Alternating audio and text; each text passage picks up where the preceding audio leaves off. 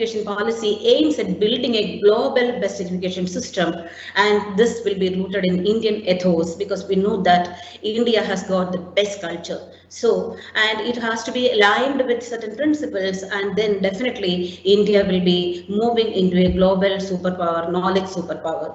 And as I said some time back, big data, machine learning, artificial intelligence, these all are going to take away the place of people in the future. So definitely we will have to focus on empowering our children, empowering our students who reach the school with all these skills. So the need for skilled labor will be rapidly in increasing demand. So we have to see that our education focuses on big data, machine learning and artificial intelligence. That means definitely we have to include ICT skills and teach them a lot in the coming educational areas, educational field. The next point is children must know they should learn how to learn.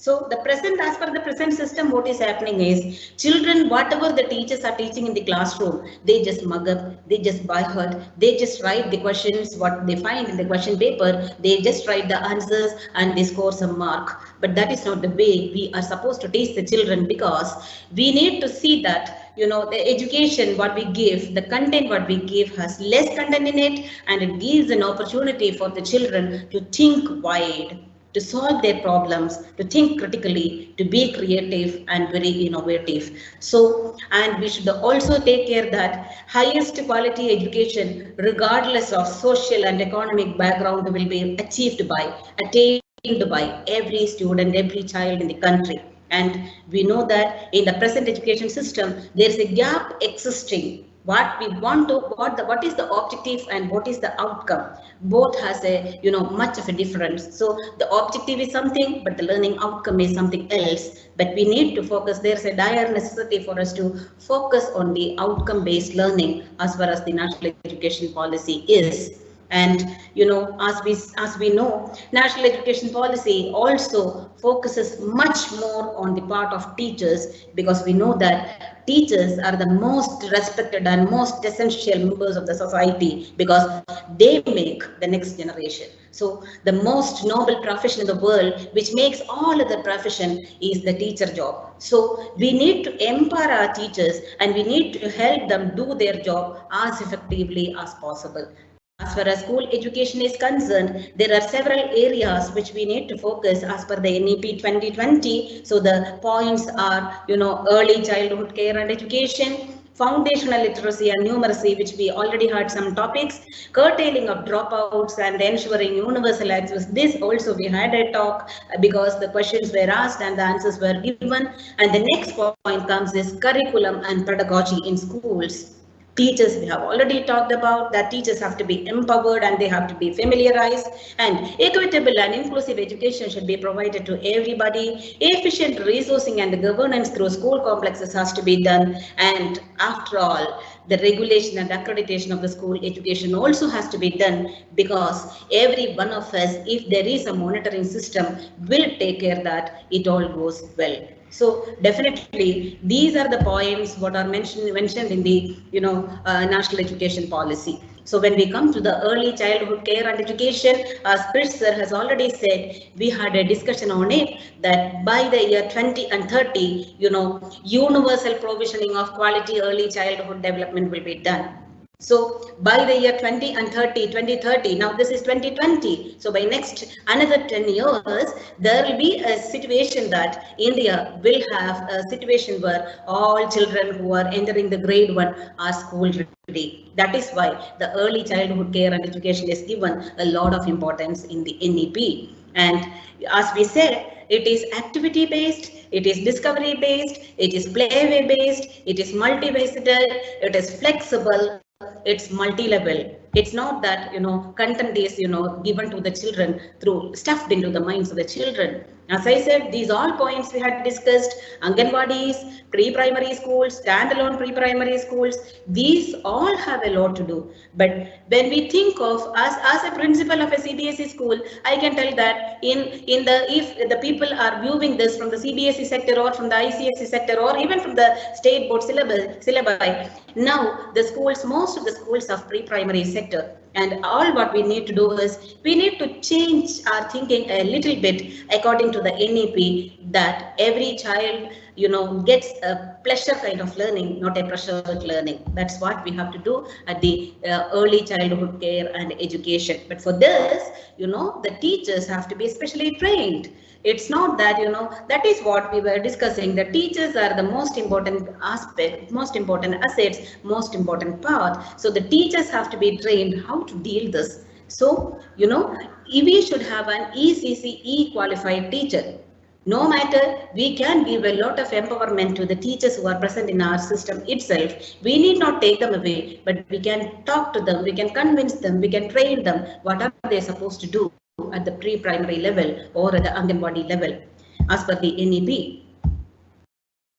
And the second point, what the NEP tells is about foundational literacy and numeracy, which we had a talk regarding this. That is, up by the time the child reaches the grade 3, every child should be able to read and comprehend the basic text. And every child should be able to carry out basic addition and subtraction with the Indian numerals. That is what is meant by, the NEP is telling us to do in the, foundational literacy and numeracy. And definitely a national repository of high quality resources on foundational literacy and numeracy will be available, made available in the National Teachers Portal too. But you can see in the slide, the last point, the digital libraries will be encouraged to set up in all public and school libraries. So we can start thinking, how can we set up a digital library in our schools? Let us start thinking today so that by next year, we will start, process for that. And by the year 22 and 23 and 24, we will start doing as per the NEP. And here, what we need to do is, in order to empower the students, what we can do is peer tutoring can be made under the guidance of some teachers. Let the students learn themselves. Let us not, make them mug up things. Let us not make the children by heart something and go and write, and then forget after their exam is over. So if they need to learn, if they start teaching somebody else of their peers, definitely their knowledge gets retained in their memory. And as per the National Education Policy, if every learned man in the country tries to teach somebody, the other person who has not got that privilege, definitely we can go with the policy of each one teach one and can empower the others too. So all school children shall undergo regular health checkup organized by the schools, and for this health cards will be issued to the children. This is what Chris was rightly asking me the question, what about the health of the children? Yes.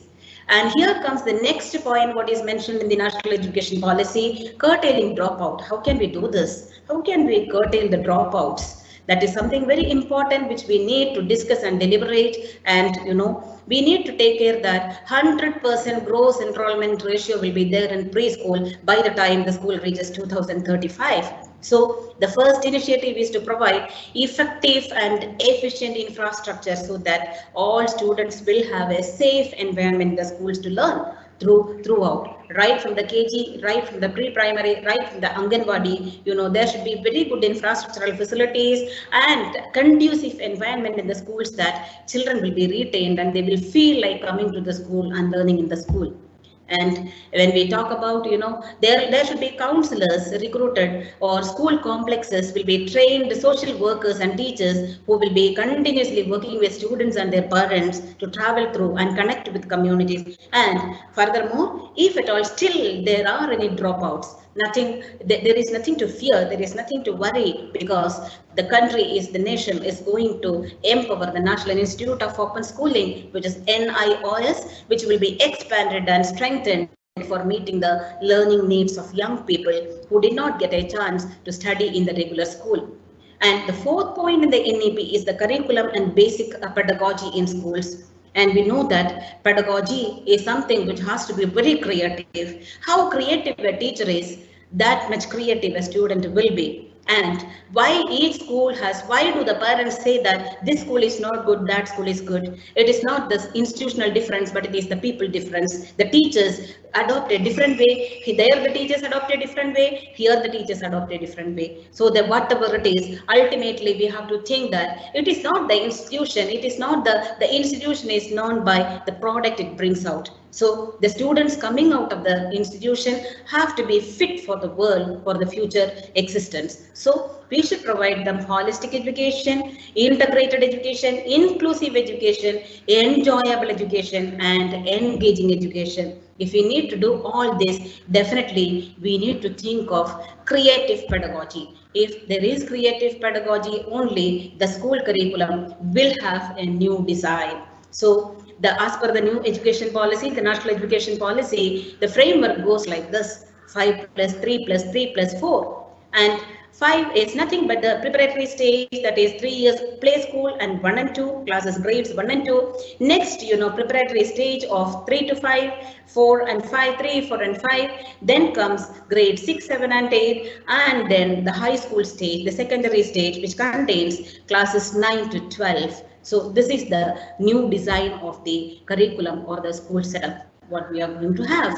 And how the education has to be imparted, as we rightly said in the beginning, mentioned at the beginning, the playway method of learning in the pre-primary schools getting gradually implemented with the content introduction, with the textbooks, with a lot of content. Gradually we are imparting such kind of education, and then in the middle school we are taking the children through a thought process. We are empowering their thoughts. So introduction of subject teachers for learning and discussion of more abstract concepts have to be done in the middle stage. And once they come to the high school or the secondary stage, it will have 4 years where we have to say that multidisciplinary study based on the subject oriented pedagogical or curricular stage is done. So the middle stage, the classes 9 to 12 will have a build on whatever we have taught them in the middle school. That is what. So it is a continuous process that from the pre-primary stage till the class 12, it has a flow. So all the gaps which are existing have to be identified. There is a need to analyze the gap. There's a need to fill the gap, and then we have to take the flow into the higher level. That is what we have to do. So if the teachers have to do this, the principals as pedagogical leaders must start thinking in that perspective, and then such kind of an awareness or a training has to be given to the teachers, so that the teachers will they will get an interlinked connection from the primary, pre-primary to the primary, to the secondary, to the middle school, as well as to the secondary. So the school will have a continuous flow. It's not that they are far away, but they are all interlinked. So there comes a connect between the pre-primary teacher and the primary teacher, between the primary teacher and the middle school teacher, and between the middle school teacher and the secondary teacher too. So that is how the pedagogy and the curriculum design will go hereafter for further education. So close the gap between the current state of learning outcome and what is truly needed. Classroom transactions will shift towards competency-based learning and education. That is why it was told at the beginning that big data, machine learning, and artificial intelligence will take the place of humans. Robots will take the place of humans. But who make the robot? The people have to be ready for the future, with the futuristic thought that we should not be giving our human place to the machines, but rather there should be humans who produce machines, who make the world and run the world. So competency based education has to be provided. So our education system must focus on such pedagogies which will bring out the competencies in the children, the competencies in the students, so they will become competent enough to live in the future world. That is what the education must focus on. For this, experiential learning comes as a very major part of learning in schools. So let them experience what are they doing. That is what we have to do. So experiential learning, the basic of experiential learning has to be brought into. The old system of monotonous talks get away from the classrooms, and instead creative pedagogy and experiential learning, art integration, and very innovative pedagogy takes place inside the classrooms. Only then the competency-based education will come out in a proper way. And we have to take care of the holistic development of learners.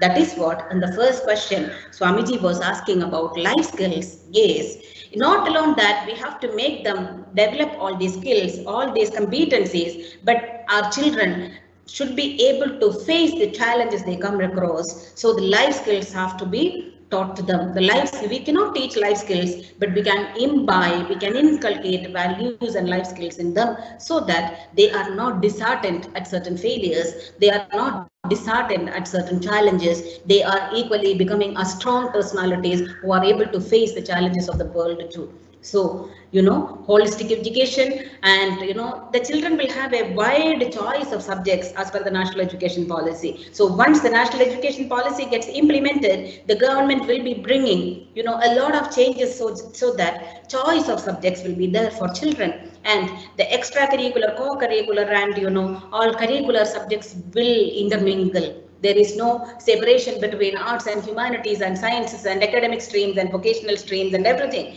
And in the middle school, we will have vocational subjects too. And as Prithvi was asking, we were answering, multilingualism and power of language is something in the next focus is. And this is a topic which people are widely discussing.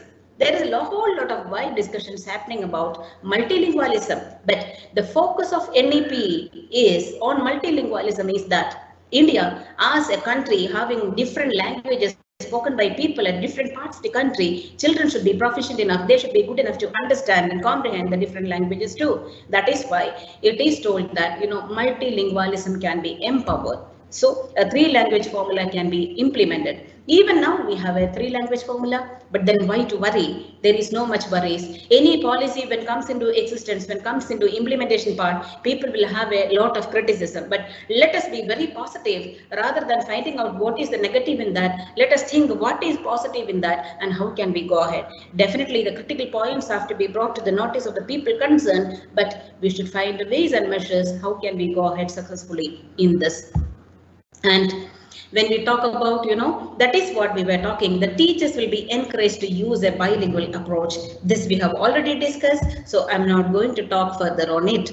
And, every student will take part in a fun activity, a project which is about the languages of India, because we know that India has so many languages in it. So it's a fun kind of learning. So this will be, involve any form of assessment too. And teaching of languages will be enhanced through innovative and experiential methods. So the teaching pedagogy is something which we need to focus so much on, and we need to empower our teachers for. So if we have to implement creative pedagogy in the classroom, our teachers have to be empowered to do that. That is what teacher empowerment becomes the most important aspect, again, which we are going to talk about. Curricular integration of essential subjects and skills, which we have already discussed. There is a lot of, skill development which has to happen in the future education.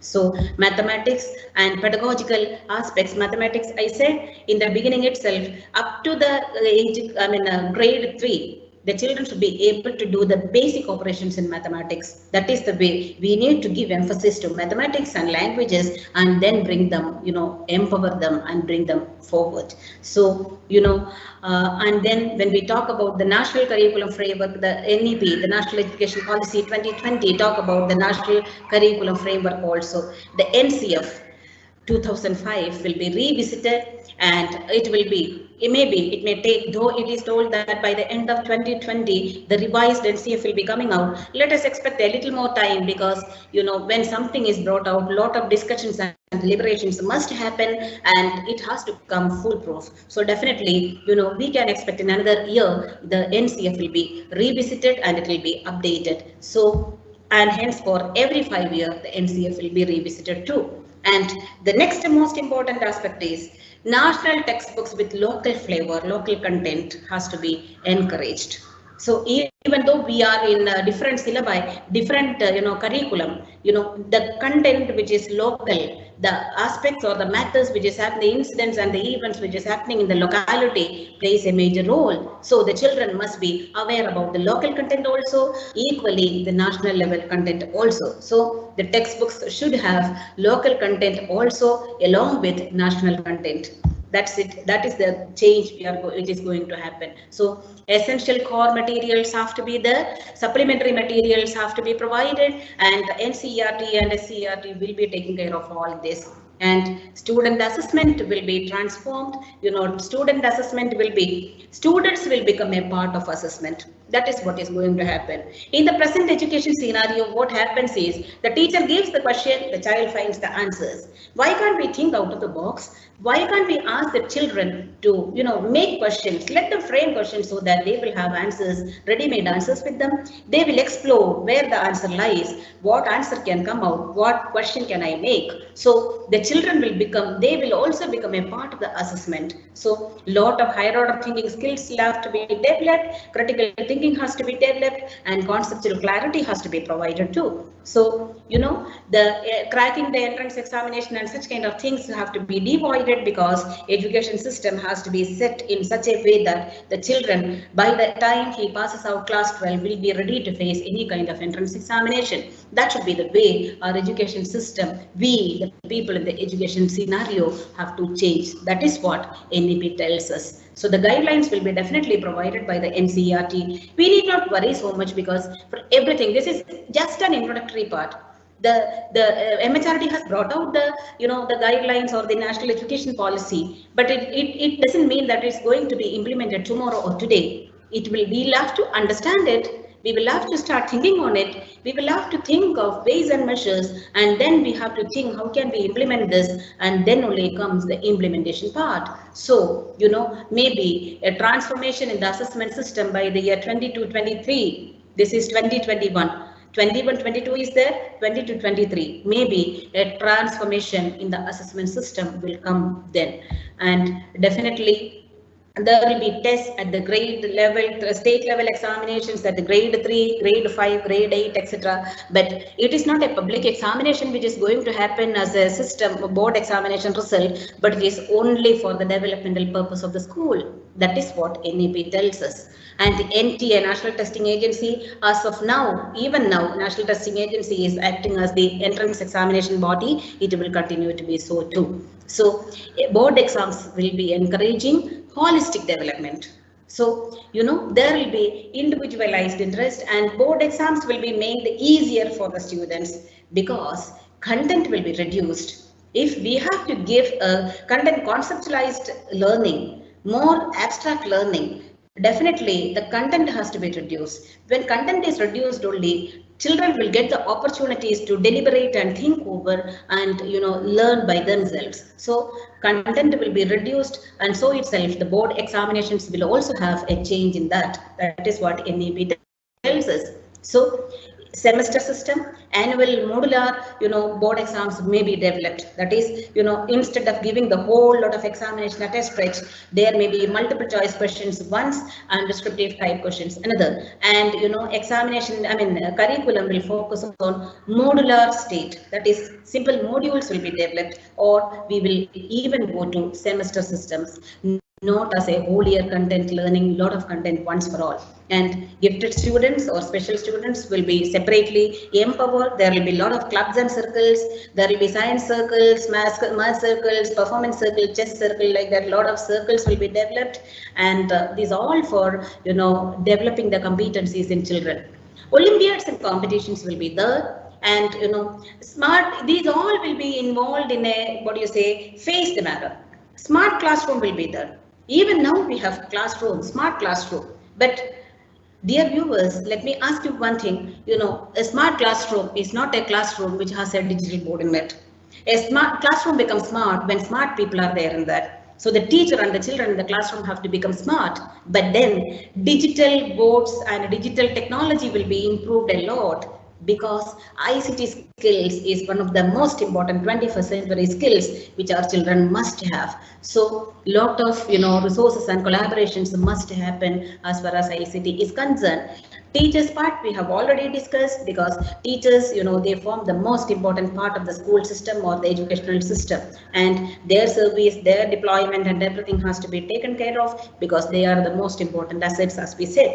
And they should be given a lot of CPDs, continuous and professional developments have to be there. And you can see that 50 hours of CPDs opportunities in a year has to be provided to the teachers. And similarly, the principals, the pedagogical leaders must also undergo continuous CPDs, almost 50 per year. So that is the most important aspect. and professional standards of the teachers will thus be raised, and teacher education, will have a different setup. A 4-year integrated B.Ed will come, and definitely these teachers in the B.Ed, definitely the teachers will be getting a lot of clarifications like how to handle pedagogy in the latest classrooms. That is what the education system is going to change. And equitable and inclusive education, that is learning for all. That's what we were discussing in the beginning. Every child, no child should be deprived of education. Every child, we should make all efforts to bring all the children in the whole country into the field of education, by promoting them, by empowering them, by giving them, by encouraging them, by convincing them,